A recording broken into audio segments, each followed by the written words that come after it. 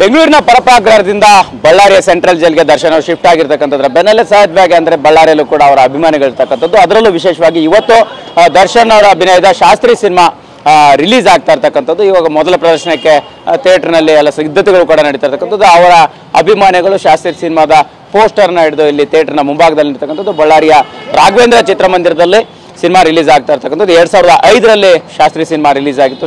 ದರ್ಶನ್ ಮತ್ತು ಮಾನ್ಯ ನಡೆಸಿರ್ತಕ್ಕಂಥ cinema. Sir, ಇವತ್ತು ಸಿನಿಮಾ ನೋಡೋಕೆ ಬಂದಿದ್ದೀರಾ. ದರ್ಶನ್ ಅವರು ಕೂಡ ನಿನ್ನೆ ಬಳ್ಳಾರಿಗೆ ಬಂದಿದ್ದಾರೆ. ಏನು ಹೇಳ್ತೀರಿ ಅಂತ?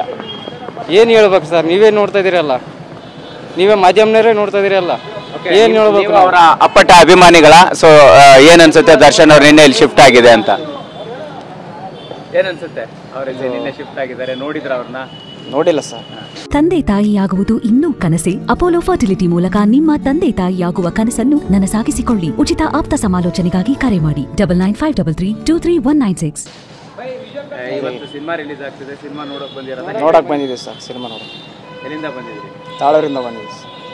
ನಾವು 30 ಕಿಲೋಮೀಟರ್ ಬಂದಿದ್ದೀವಿ. ಎಲ್ಲಿಂದ ಬಂದಿದ್ದೀರಾ?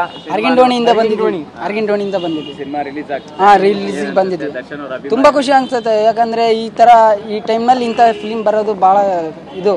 ಇವಾಗ ನಮ್ಮ ಬಳ್ಳಾರಿಗೆ ಬಂದಾನ ನಮ್ಮ ಬಾಸರು, ಅಲ್ಲಿ ನೋಡ್ಲಾರ್ದು ಇಲ್ಲಿ ನೋಡ್ತೀವಿ. ನಿನ್ನೆ ಅಲ್ಲಿ ಕಾದು ಸಾಕಾಯ್ತು ಜೈಲ್ ಹತ್ರ. ಅಲ್ಲಿ ನೋಡೋಕಂತ ಆಗಲಿಲ್ಲ. ಇದರಲ್ಲ ಬಂದು ನೋಡಿ ಖುಷಿ ಪಡೋಣ ಅಂತ ಬಂದೀವಿ. ನೀವೇನು ಹೇಳ್ತೀರಿ?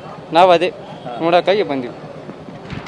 ಅಂದ್ರೆ ಸಹಜವಾಗಿ ನಿನ್ನೆ ಜೈಲಿನ ಆವರಣಕ್ಕೆ ಬಂದಿದ್ದೆ ದರ್ಶನ್ ಅವ್ರನ್ನ ನೋಡೋಣ ಅನ್ನೋಂಥ ಕಾರಣಕ್ಕೆ. ಬಟ್ ಅಲ್ಲಿ ಸಾಧ್ಯತೆಗಳಾಗಲಿಲ್ಲ. ಸೊ ಹಾಗಾಗಿ ಥಿಯೇಟರ್ನಲ್ಲಾದರೂ ಸಿನಿಮಾವನ್ನು ನೋಡೋಣ ಅನ್ನೋಂಥ ನಿಟ್ಟಿನಲ್ಲಿ ಕೆಲವು ಅಭಿಮಾನಿಗಳಿಗೆ ಥಿಯೇಟರ್ ಅಂಗಳಕ್ಕೆ ಬಂದಿರ್ತಕ್ಕಂಥ. ಅಂದರೆ ಸಹಜವಾಗಿ ಇನ್ನೂ ಕೂಡ ಸಿನಿಮಾ ಪ್ರದರ್ಶನಕ್ಕೆ ಸಮಯ ಇರೋದ್ರಿಂದ ಕೆಲವು ಅಭಿಮಾನಿಗಳು ಇಲ್ಲಿ ಥಿಯೇಟರ್ನ ಅಂಗಳದಲ್ಲಿ ಕಾಯ್ತಾ ಇರ್ತಕ್ಕಂಥ ಸನ್ನಿವೇಶ ಕೂಡ ಕಂಡು ಬರ್ತಾ ಇರುವಂಥದ್ದು. ಕ್ಯಾಮ್ರಾ ಪರ್ಸನ್ ಶೇಖರ್ ಜೊತೆ ಮಾಲ್ತೇಶ್ ಜಗ್ಗಿನ್, TV9 ಬೆಂಗಳೂರು.